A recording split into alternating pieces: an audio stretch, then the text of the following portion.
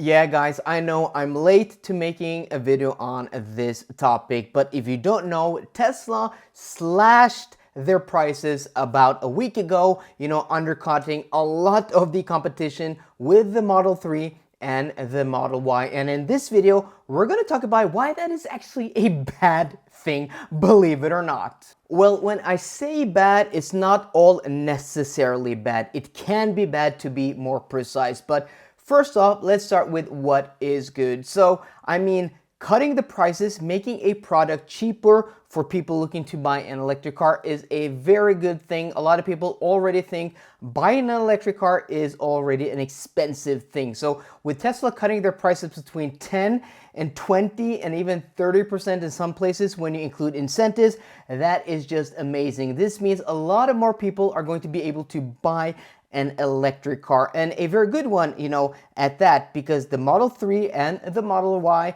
at their price points are very competitive vehicles. And also now when the prices are cut as much as they are, they may even be the best choice in the class of their vehicles. We're not going to jump into that now, but go check out the pricing in your country, how much, these cars have been cut in prices. And if they undercut, big competition, maybe the Polestar 2, maybe Volkswagen ID3, ID4, this is a very interesting proposition. The Tesla Model 3 a few years ago started at the same price it does now in Norway, 370,000 kroners. And at that price point, I said, just go out and buy one. It's a no-brainer. If you're looking to buy an electric car, you don't know what to get, go get a Tesla Model 3, because at that price point, for what it does, it's a very, very good car. Me personally, I prefer the Polestar 2 and the Polestar 2 in the standard range single motor that isn't available yet on the website, but I've been told that it will be available soon, but it's just sold out. Once that car is available, again, it's a little bit more expensive. I personally would prefer that car, but I have no problems recommending the Tesla Model 3 for that price. 370,000 kroners in Norway, or 37,000 euros, or about $37,000. But again, check the pricing in your country and what incentives you have. Either way, it's much cheaper than what it was. But the most exciting thing is the Tesla Model Y here in Norway, costing 400,000 kroners. I personally would skip the Model 3, just go for a Model Y, and yeah, you're done. When it comes, if you're choosing a Tesla, that is an amazing price point, because in my opinion, the Tesla Model Y offers so much more than the Tesla Model 3. Better ride quality, a much, roomier interior, and just a more practical car in general. You're gonna have about the same range, also about the same performance, and you're gonna have, a much bigger cabin and a much bigger trunk. This is a hatch, while the Model 3 is a saloon. But either way, check out the pricing in your country. So these things are amazing. Them undercutting the competition. The Model Y at that price point, 40,000 euros, $40,000 is amazing. I don't think there's another car that makes much more sense, which is an SUV or a high-rise vehicle or a crossover at that price point. And then we have the pressure of other manufacturers to reduce their prices to stay competitive. This is a good thing. Again, Tesla undercutting the competition. That means if other marks, Polestar, Volkswagen, Kia, Hyundai, etc., want to compete in this space where there is a lot of competition, they are going to have to undercut their prices. I just had the Kia Niro EV on test for a week. I've done one test, I have another test, and also the review coming out.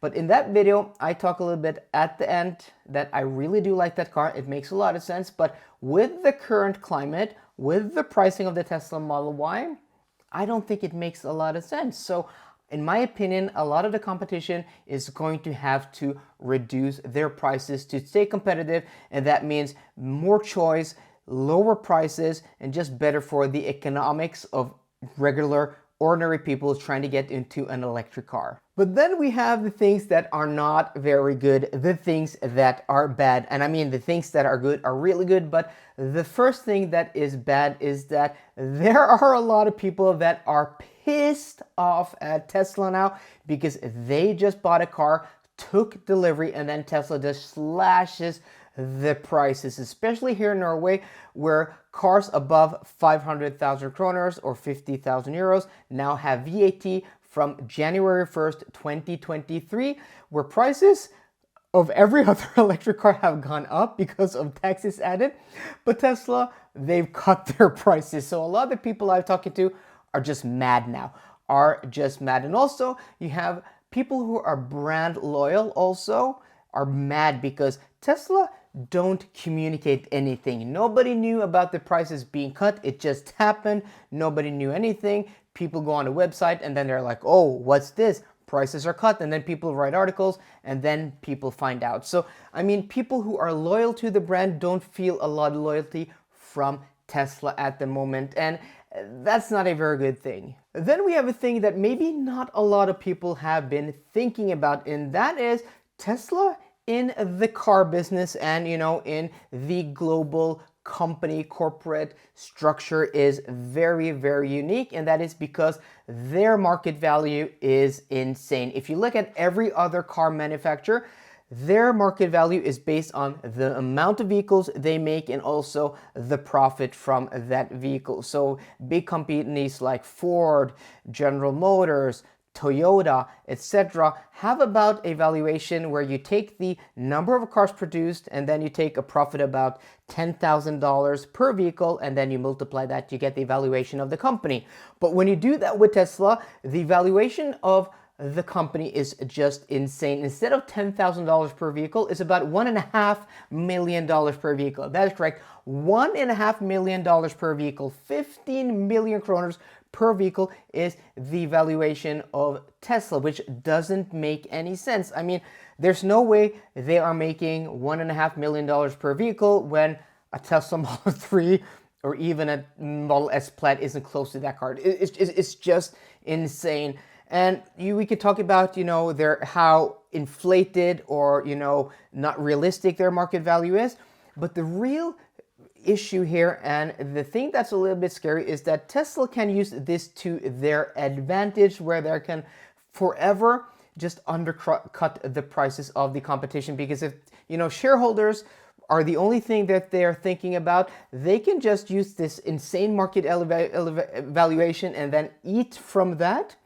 And then over time, just undercut the competition, and to a point where the competition aren't able to have a lower price for that long of a time. And then this Tesla becomes the de facto car because they use this, kind of inflated value or kind of really inflated value, market valuation to fuel the low prices of the cars, making the cars so low in price that it doesn't reflect the product at all. And in the long term, this can be a bad thing, because if Tesla uses this to just, push out all the competition, maybe in time other companies will struggle, stop producing and selling EVs, or maybe even go bankrupt. And we don't want that. We don't want Tesla using their unique position with their market evaluation to fuel cutting prices. And I mean, in theory, I'm not an economist. Maybe this isn't even feasible over a long time. So let me know if I've gotten this all wrong. But that was my first